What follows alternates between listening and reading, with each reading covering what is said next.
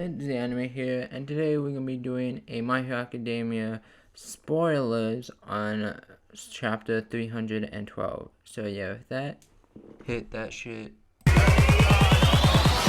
Bitches lost souls, and the low and fucking with the whole bunch. You won't get fucked over. Ferraris and Rovers, these old luxury souls, and I'm with that Cobra. Now that what's left over, they do it all for souls, so you wasn't making no noise. So the title of the chapter is Hired Gun. So basically relating to the villain that Deku is facing right now, how she has like a gun type quirk.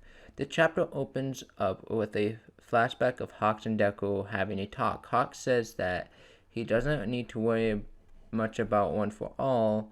One for All, since Shigaraki / All for One are still too weak to steal it. Also, since they do not have Dr. Garaki by their side anymore, they won't be able to mess with Deku's quirk factor, like the doc used to do with the Nomus. So basically saying like, hey, like you don't really have to worry, like your quirk is safe right now. Hawk says that the most of the jailbreakers are on Deku's level, but he has to keep an eye on Lady Nagant. She used to be Hawk's senpai and a supervisor for the Hero Public Commission. Cut to the present, Deku instantly recognizes the pink and dark blue fibers on the projectile and associates it with Lady Nagant. We're getting a name reveal for the lady. Her name's Lady Nagant.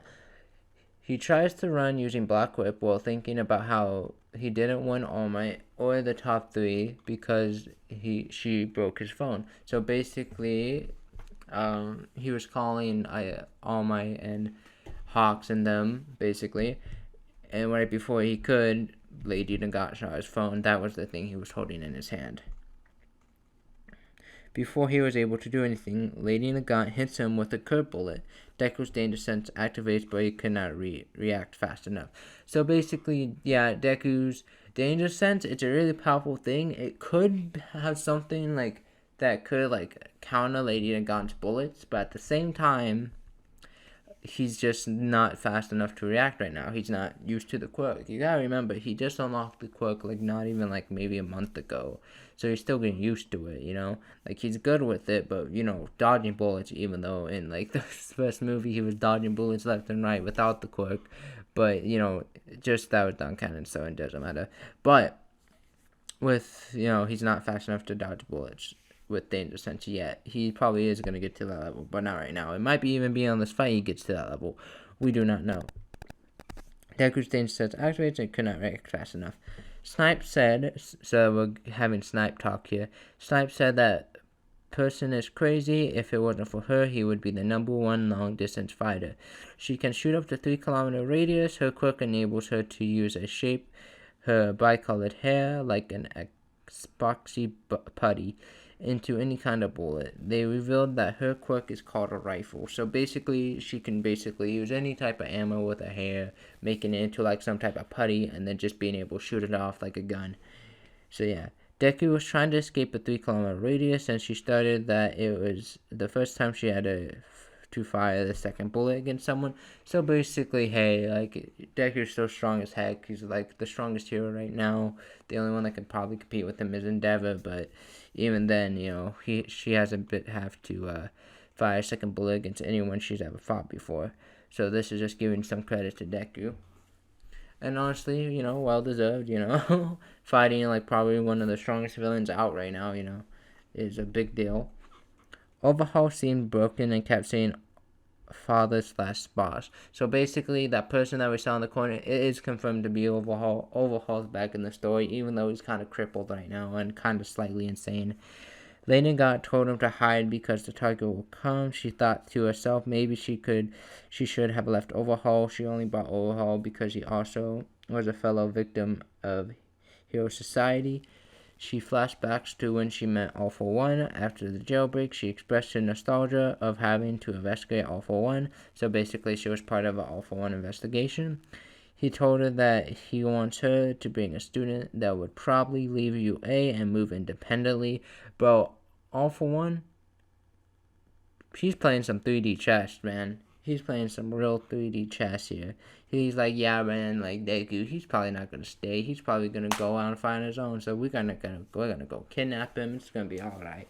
Like he predicted that. He didn't need no inside information, nothing. He just predicted that.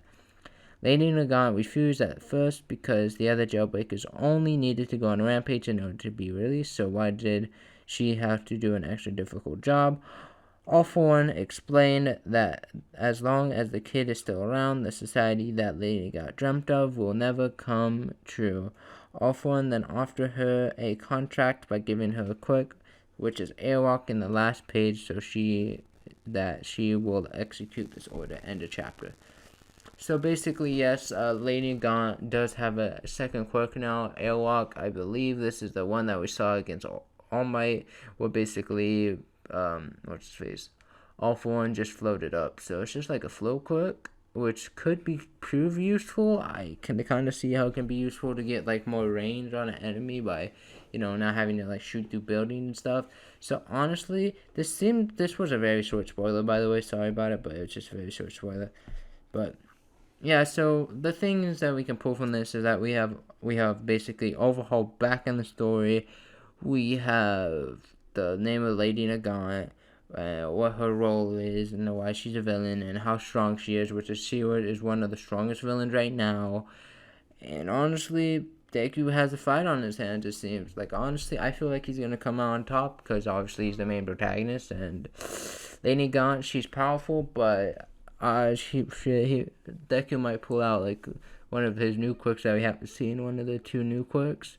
That's a possibility, like, maybe, like, relating to when that second user said, okay, we're going full speed ahead. If it's a speed quirk, then, hey, man, that could, like, help him dodge the bullets and get closer to Lady Nagant and beat her up, because, honestly, she doesn't look like she can take a punch. She probably relies on her distance, and so that she doesn't have to go in for hand-to-hand combat. So if it comes down to hand-to-hand combat, I can guarantee Deku will win it. So maybe that's something that can happen.